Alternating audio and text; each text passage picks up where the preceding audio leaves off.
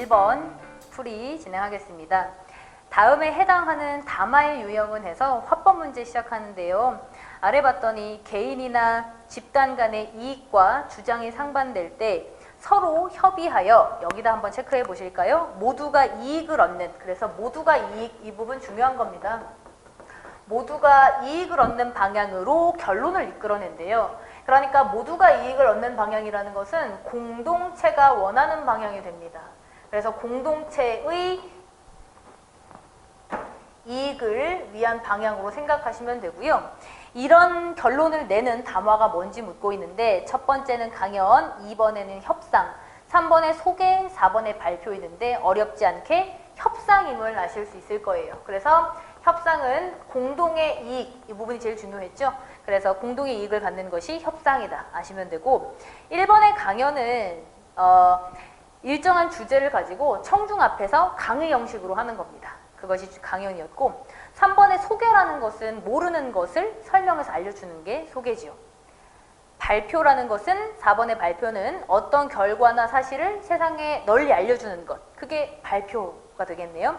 그래서 1번은 어렵지 않게 담화 찾을 수 있었을 것 같고요. 2번 문제는 기출문제에도 자주 나왔던 유형이고요. 중요한 문제였습니다. 토의에서 사회자의 역할로 적절하지 않은 것 했는데, 사회자의 역할은 꼭 공부해 두셨어야 되는 중요한 부분이었죠. 1번은 참여자에게 토의 주제를 제시한다. 줄 치시면 됩니다. 토의 주제를 제시하는 것, 사회자의 역할로 아주 중요하고요. 두 번째는 참여자들의 발언 순서를 안내하는데, 발언 순서 안내 역시 아주 중요한 요소가 됩니다. 3번은 자신의 주장을 내세운다 했는데, 참여자들에게 자신의 주장을 내세우는 것은 사회자로서는 적절하지 않습니다. 사회자는 객관적인 위치에 있기 때문에 의견을 주장하거나 하진 않고요. 의견을 주장하는 것은 참여자들이 맞겠네요. 그래서 정답은 3번이고요. 4번은 참여자들의 발언을 정리하여 말한다는데, 사회자가 발언을 정리하는 기능을 갖고 있지요. 그래서 1번, 2번, 4번은 사회자의 역할로 아주 맞고요. 3번만 틀렸습니다. 3번 고르시면 되고, 3번. 이번에는 특이하게 조금 고전, 가운데서도 문법과 관련된 게 나왔는데, 그래도 문제는 아주 어렵지 않았습니다. 밑줄 친 부분에 해당하는 글자가 뭔지를 묻고 있는데요. 훈민정음 해례본에 따르면 한글에 어디 줄쳐져 있냐면 모음 기본자에 줄쳐져 있지요. 그래서 모음 기본자는 상형의 원리에 따라, 그러니까 모양을 본떠 만든 원리에 따라서 하늘의 둥근 모양 줄치시고요. 하늘의 둥근 모양, 그리고 옆에 땅의 평평한 모양 따로 줄치시고, 옆에 사람이 서 있는 모양 줄치시면 됩니다. 그러면 하늘의 둥근 모양은 뭐냐면, 하늘이 둥글다고 해서 제가 이렇게 쓰긴 했지만 이렇게 표기하죠. 그 다음에 땅의 평평한 모양은 땅은 평평하다고 해서 이렇게 나타내고요. 그 다음에 사람은 그 위에 서 있다 해서 이렇게 나타냅니다. 이게 하늘 천자를 써서 천이라고 하고, 그 다음에 이건 땅 지자, 그 다음에 이건 사람인 해서 이걸 보고 천지인의 원리라고 하지요. 그래서 모음 기본자의 원리는 천지인이다, 이렇게 알아두시면 됩니다. 나왔던 문제니까 답은 1번 고르시면 되고요. 이대로 나와 있는 게 1번이지요. 천지인. 4번 넘어가겠습니다. 4번은 다음에서 설명하는 의문 변동이 일어나는 예로 적절한 것은 했는데, 얘도 교재에 아주 많이 봤던 기출문제 유형 중에 하나입니다.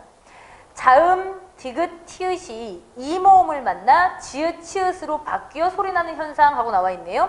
그러면 4번에서 말하고 있는 현상, 의문 변동 현상이 무슨 현상이냐면, 우리 자주 했었던 국외음화 현상이 되네요. 국외음화 현상. 그래서 다시 정리하시면 이렇게 됩니다. 디귿, 티읕이 아무 때나 바뀌는 게 아니고, 이 모음을 만났을 때 지읒, 치읓으로 바뀌는 현상, 이렇게 나와 있습니다.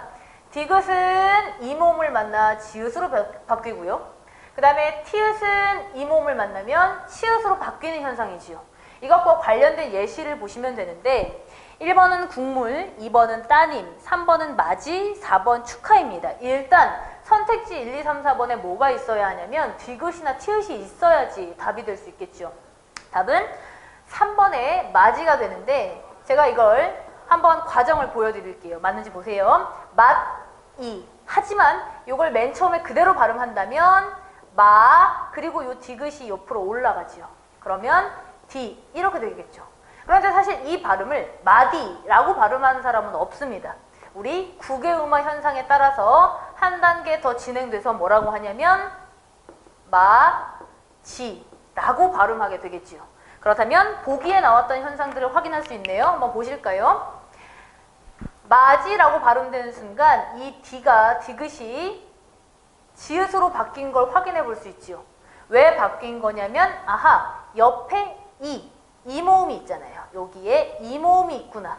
그래서 이 모음을 만나서 지읒으로 바뀐 것 확인해 볼 수 있습니다. 그래서 답은 3번이고요.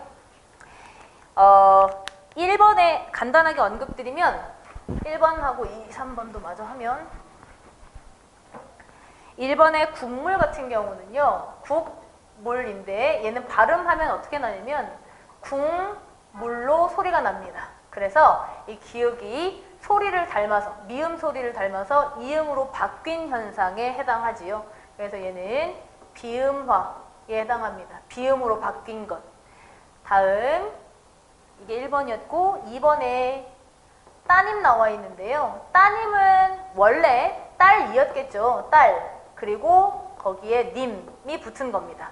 그런데 단어를 보면 리을이 어디 갔죠?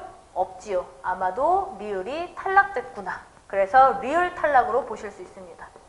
탈락. 그 다음에 3번이 맞이였고 4번은 축하 이런 단어가 나와 있네요. 축하가 나와 있는데 얘는 발음하면 어떻게 되냐면 축하 이렇게 됩니다. 그럼 어떤 현상이 일어난 거냐면 이 키읔을 잘 보셔야 돼요. 어떻게 된 거냐면 여기 아래에 있는 받침 기역하고 여기 있는 히읗하고 합쳐진 거지요. 그래서 기역과 히읗이 합쳐지면 키읔으로 소리가 2개였는데 1개로 줄어들지요. 이걸 보고 우리는 뭐라고 하냐면 줄어들었다. 탈락이 아니고 줄어든 축약 이렇게 이야기하지요. 그래서 나머지 또 확인해 볼 수 있었습니다. 지금까지 입시의 길을 밝히는 검정등대였습니다. 검정고시 관련 궁금증을 계속해서 받고 있으니 질문이 있으신 분은 댓글을 달아주시고 좋아요와 구독 잊지 마세요. 그럼 다음 영상으로 만나요. 안녕!